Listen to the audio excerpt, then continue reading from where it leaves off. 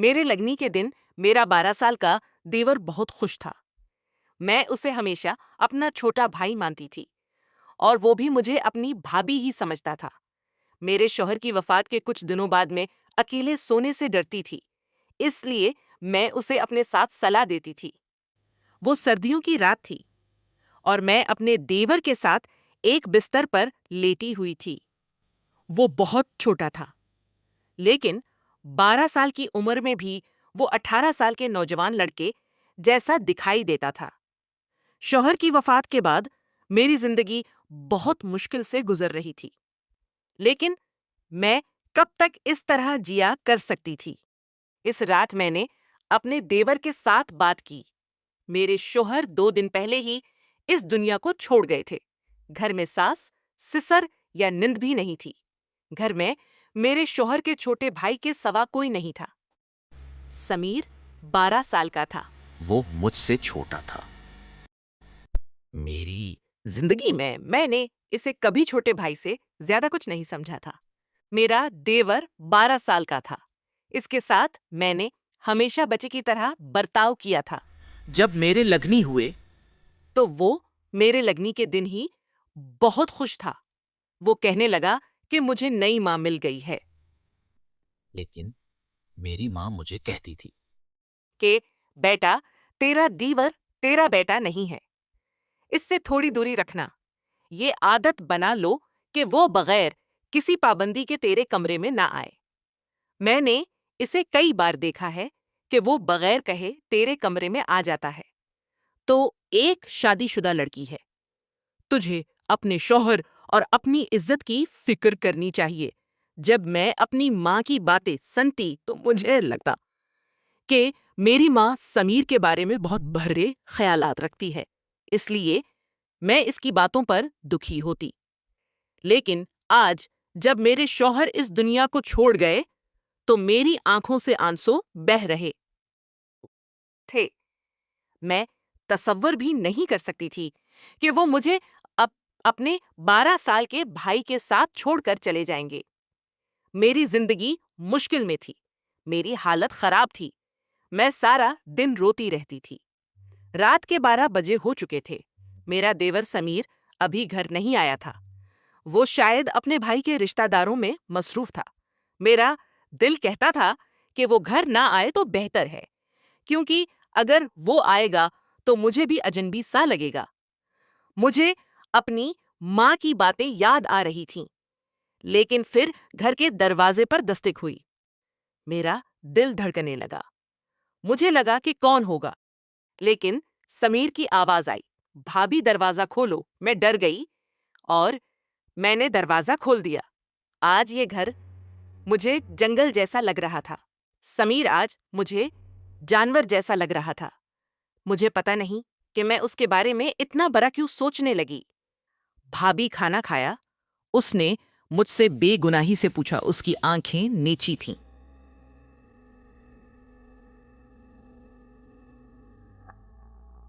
चावल होटल के थे। उसने थोड़े चावल और दाल लाकर मेरे सामने रख दिए और कहा, भाभी मुझे खाना बनाना नहीं आता, इसलिए मैंने बाहर से खाना लाया है। आप उसे खा लें, वरना भूखे मर जाएंगी। क्योंकि मैं अपने भाई के बाद अपनी माँ को खोने नहीं देना चाहता। समीर की आंखों में भी आंसू थे। हकीकत में वो मुझे माँ कहकर बुलाता था, लेकिन अब भी मेरे जहन से मम्मी के वो अल्फाज निकल नहीं रहे थे। भाभी, आपको फिक्र करने की जरूरत नहीं। मैं आपका सहारा बनूंगा। आप घर छोड़कर कहीं ना जाएं। वो बहुत जज्बाती बात कर रहा था, लेकिन मेरे दिमाग में बहुत से सवालात घूम रहे थे। और अब आप अपने कमरे में ना सोएं। वो टेरेस के करीब है। मुझे लगता है कि छत वाला कमरा करीब होने की वजह से। और अब सब जानते हैं कि हमारे घर में मेरे भाई का इंतकाल गैस है। अकेले वहां सोने की कल्थार हो गया है, तो आपको अकेले वहां सोने की जरूरत नहीं।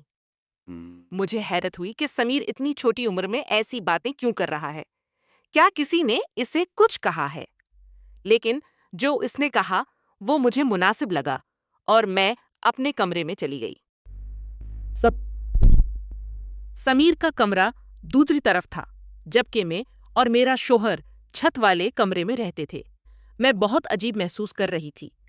आज पहली बार मैं किसी के कमरे में आई थी, लेकिन कमरे का दरवाजा बंद करते ही मेरी नजर ऐसी चीज पर पड़ी जिससे मेरे होश उड़ गए। वो 12 साल के बच्चे जैसा दिखाई देता था, लेकिन मेरी माँ सच्ची थी कि वो बहुत ज़हीन शख्स जैसी बातें करता था। समीर के कमरे में मेरा बहुत सा सामान देखकर मैं चौंक गई। वो तो मेरे कमरे के ताले मैं था, तो वो यहाँ कैसे आया? ये बहुत अजीब बात थी। मैंने सोचा कि सुबह होते ही मैं उससे ये सवाल करूंगी, लेकिन मुझे बहुत नींद आ रही थी। मैंने दरवाजा अंदर से मजबूती से बंद किया और फिर सोने के लिए लेट गई। मुझे पता नहीं क्यों मुझे बहुत ज्यादा नींद आ रही थी, हालांकि पिछले 2 दिनों से नींद नहीं आ रही थी। लेकिन आज मुझे लगा जैसे समय लाए हुए चावल मेरी आंखों में नींद ला रहे हैं। लेकिन दिल में ख्याल आया कि कहीं चावल खाकर तो मुझे नींद नहीं आती। लेकिन मुझे इस बारे में सोचने का मौका भी नहीं मिला। मैंने अपनी आंख खोली तो सुबह के 10 बज रहे थे। मैं घबरा गई कि आज मुझे इतनी नींद कैसे आ गई, हालांकि मैं 2 दिन से बिल्कुल सो नहीं सकी थी। लेकिन आज भात खाने के बाद मेरी आंखें बंद हो गईं, जैसे किसी ने शराब पलाई हो। मुझे हैरत हुई कि ऐसा नहीं होना चाहिए था, लेकिन मेरे जहन में एक ही ख्याल आ रहा था कि कहीं समीर के लाए हुए भात खाने के बाद तो मैं बेहोश नहीं हो गई। लेकिन वो ऐसा क्यों करेगा? जब मैं बाहर आई तो समीर किचन में चाय बना रहा था। मुझे उसे देखकर बहुत बुरा लगा। वो कहने लगा, भाभी आप सो गई थी ना? आपको बहुत अच्छी नींद आई।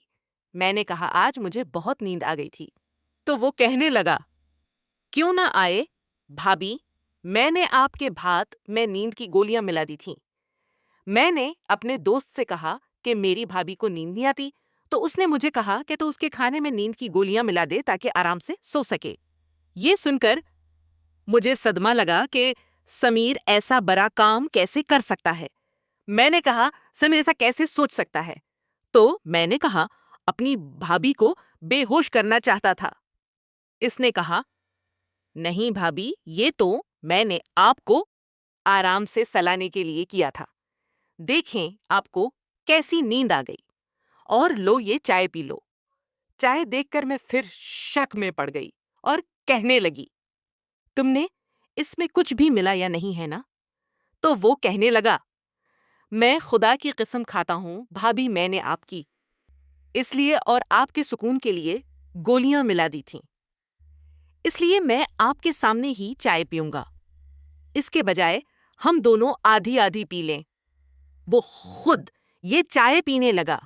ठीक है, मुझे माफ कर दो, मैं तुम्हारे बारे में शक करने लगी थी।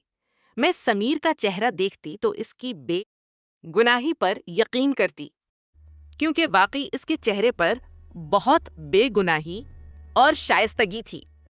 मैंने इसे कुछ नहीं कहा, क्योंकि मैं देखना चाहती थी कि वो आगे क्या कहता है। लेकिन जो मैंने इसके कमरे में देखा था, थोड़ी देर बाद उसने खुद मौजू खोला। भाभी, मैं आपके जेवरात बेचना चाहता हूँ। मेरा एक बहुत मशहूर और ईमानदार काका है, वो हमें बहुत पैसे देगा। इन पैसों से हम घर खरीद लेंगे। इस किराए के मकान में कब तक रहेंगे? घर का मालिक किराया लेने आएगा तो हमारे पास पैसे भी नहीं हैं। समीर की बात सुनकर मुझे हैरत हुई। मैंने आज तक इस बारे में सोचा ही नहीं था। फिर वो कैसे सोच सकता है? बात बहुत अजीब थी। मैंने कहा, तुम्हें ये ख्याल कैसे आया कि हम नया घर बनाएं? वो कहने लगा, भाभी मेरे आगे लगनी होगी और हमारे पास एक नया मकान तो होना ही चाहिए ना। समीर सच्चा था, इसलिए मैंने उसे जेवरात के मामले के बारे में समीर सच्चा था इससे जेवरात के मामले के बारे में कुछ नहीं कहा। लेकिन मुझे डर था कि अगर जेवरात बेचने के बाद पैसे नहीं मिले तो क्या होगा। मैं एक बीवा औरत थी। मेरा दीवर 12 साल का था, इसलिए कोई आसानी से हमें धोखा दे सकता था। मैंने सोचा कि मुझे इस बारे में किसी से पूछना चाहिए। मैं अपने मायके कहूंगी, वो यकीनन मेरी मदद करेंगे। समीर छोटा बच्चा था और उसने मेरे कमरे का ताला तोड़कर जेवरात बाहर निकाले थे।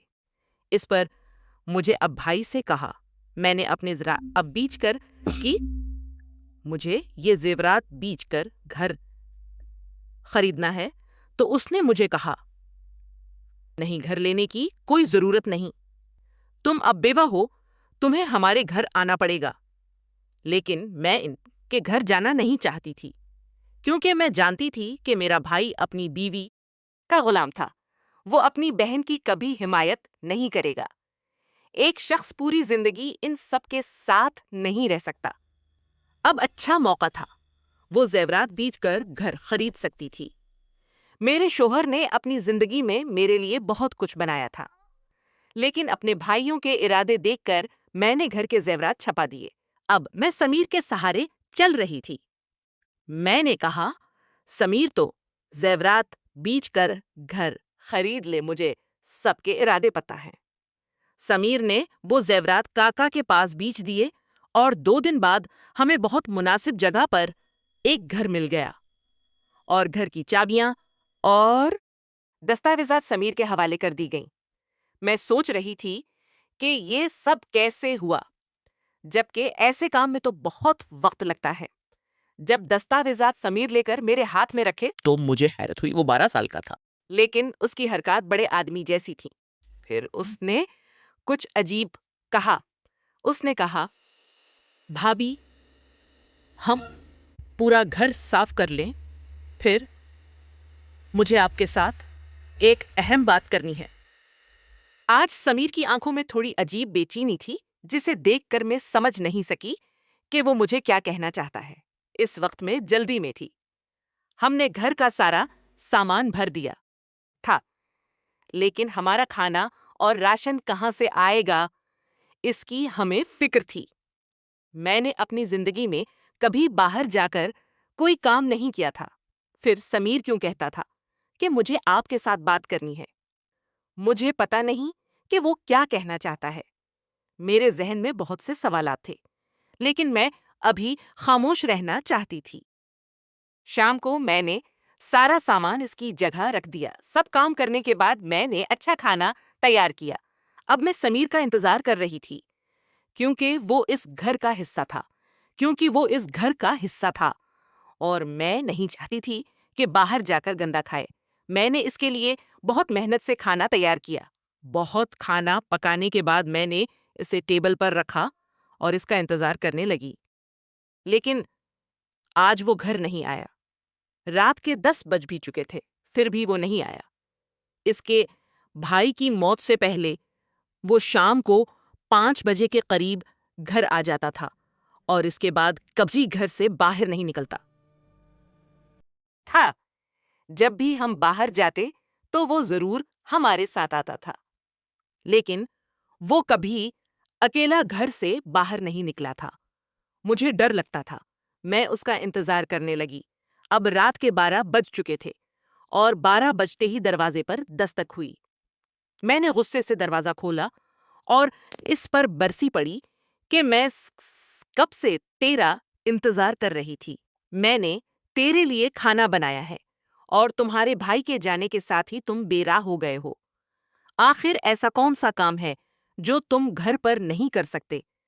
तुम्हें बाहर जाना पड़ता है। अपने दोस्त को यहाँ बुला लो। वो कहने लगा, भाभी, मैं ये नहीं कर सकता। उसने मेरी तरफ देखा, मेरी तरफ ऐसे गुस्से से देखा कि मैं डर गई। लेकिन वो सिर्फ एक बच्चा था। मैंने अपने दिल में सोचा मैं उसे डरा सकती हूँ।